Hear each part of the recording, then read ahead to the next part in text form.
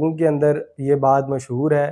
کہ جب بھی چھوٹے پیشاب میں جلن یا کچھ اس طرح کا مسئلہ ہو تو لوگ فوراً کچھ ایسے سیرپ جیسا کہ سٹرالکا یا یورالکا وغیرہ لینا شروع کر دیتے ہیں۔ ایسے مریضوں کو جنہیں اس طرح کے مسائل پیدا ہو رہے ہوں تو انہیں چاہیے کہ خود سے کوئی بھی دوائی نہ لیں، کیونکہ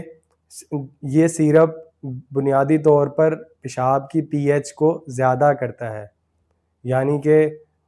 جب چھوٹے پیشاب کے اندر انفیکشن ہوتا ہے